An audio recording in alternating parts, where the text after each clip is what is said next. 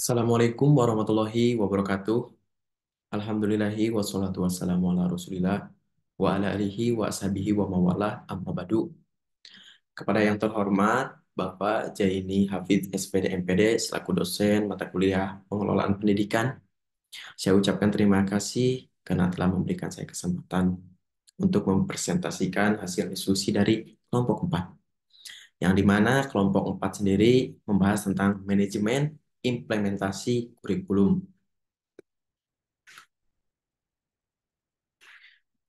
Pengertian kurikulum. Menurut Hernawan et al., rencana tertulis yang disusun untuk memperlancar proses belajar mengajar. Ada juga menurut Muhammad pada tahun 2019 halaman 1, berisi niat dan harapan dilaksanakan oleh pendidik, peserta didik, dan semua elemen yang berada di sekolah. Dan juga berperan sebagai panduan interaksi antara guru dan peserta didik yang biasanya disebut dengan pembelajaran. Kurikulum, seperangkat rencana dan pengaturan mengenai tujuan, isi, dan bahan pelajaran serta cara yang digunakan sebagai pedoman penyelenggaraan kegiatan pembelajaran untuk mencapai tujuan pendidikan tertentu menurut Undang-Undang Nomor 20 Tahun 2003. Nah, kurikulum di sini ada beberapa pokok pikiran komponen. Yang pertama tujuan. Tujuan pendidikan nasional, tujuan instruknasional, tujuan kurikuler, dan tujuan internasional. Isi atau materi memiliki tingkat kebermaknaan yang tinggi, bernilai guna bagi kehidupan sesuai dengan minat siswa, harus sesuai dengan perkembangan individu. Metode atau strategi teacher center dan student center.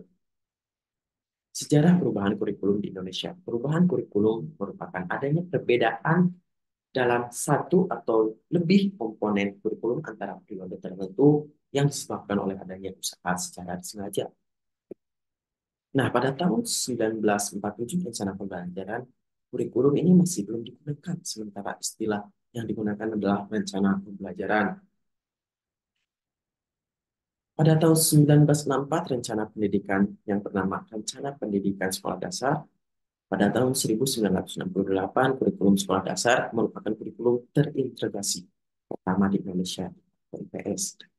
Nah, pada tahun 1968 juga kurikulum PPSP, 1973 kurikulum proyek perintis sekolah pembangunan. Nah, di sini ada pada tahun 1975, 1984, 1994, dan 1997 juga. Yang terakhir itu pada tahun 2006. Di sini ada 2004, perintisan kurikulum berbasis kompetensi. Terus 2013 ada Kurtilas yang ditekankan pada kompetensi dengan pemikiran kompetensi berbasis sikap, keterampilan, dan pengetahuan. Ada 2006 kurikulum tingkat satuan pendidikan KTSP. KBK sering disebut sebagai jiwa KTSP karena KTSP sesungguhnya telah mengadopsi KBK. Kurikulum ini dikembangkan oleh BSNP. Nah, rencana kurikulum penentuan segala sesuatu secara sistematis untuk mencapai tujuan dengan efektif dan efisien.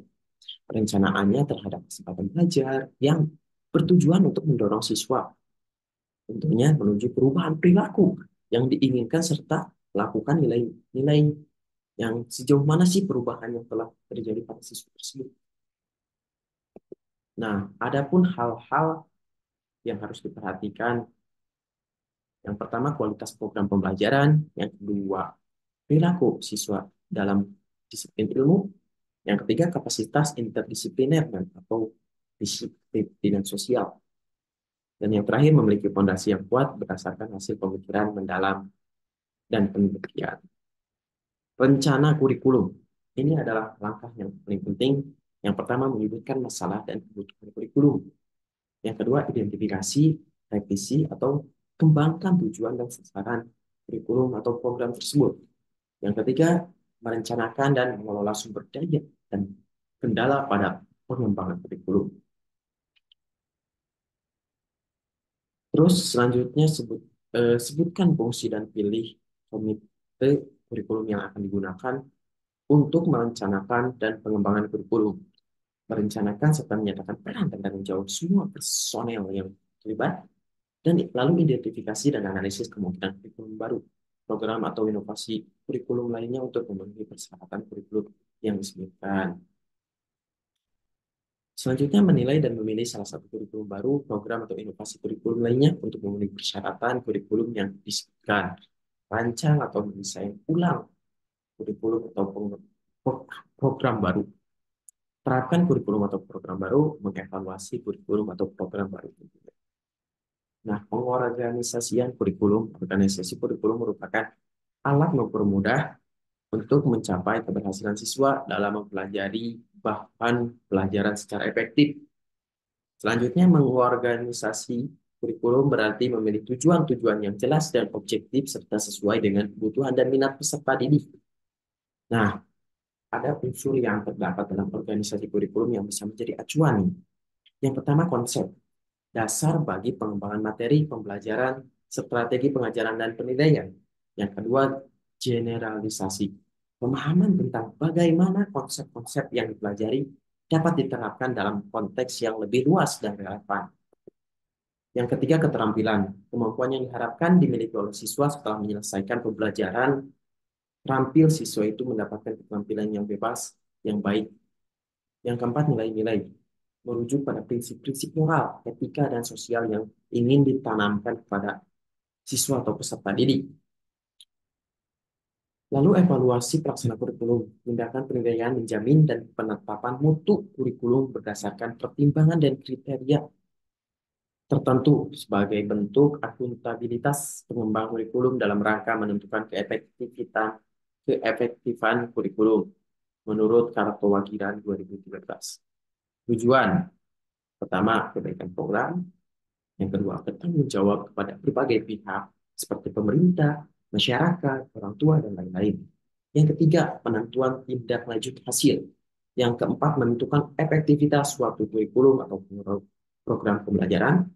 Yang kelima, menentukan keunggulan suatu kurikulum atau program pembelajaran dan kelemahannya.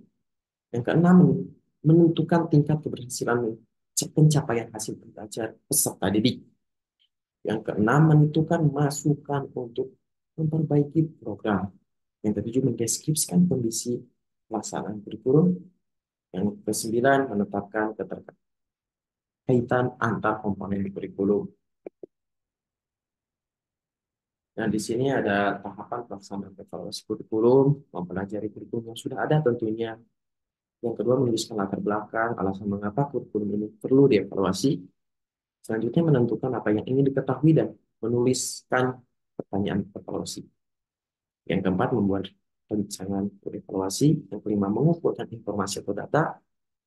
Yang keenam, menganalisis informasi data, merumuskan kesimpulan, serta menginformasikan hasil dan memanfaatkan hasil untuk merevisi kurikulum. Dan di sini ada daftar pustaka yang dicantumkan materi-materi yang telah dipaparkan. Terima kasih, semoga bermanfaat. Mungkin sekian pembahasan dari kelompok 4. Mohon maaf bila saya dalam ucapan maupun perbuatan yang tidak disengaja maupun disengaja, mohon dimaafkan. Wabillahi taufiq wal hidayah, wabillahi taufiq wal hidayah, wabillahi taufiq wal hidayah. Wassalamualaikum warahmatullahi wabarakatuh.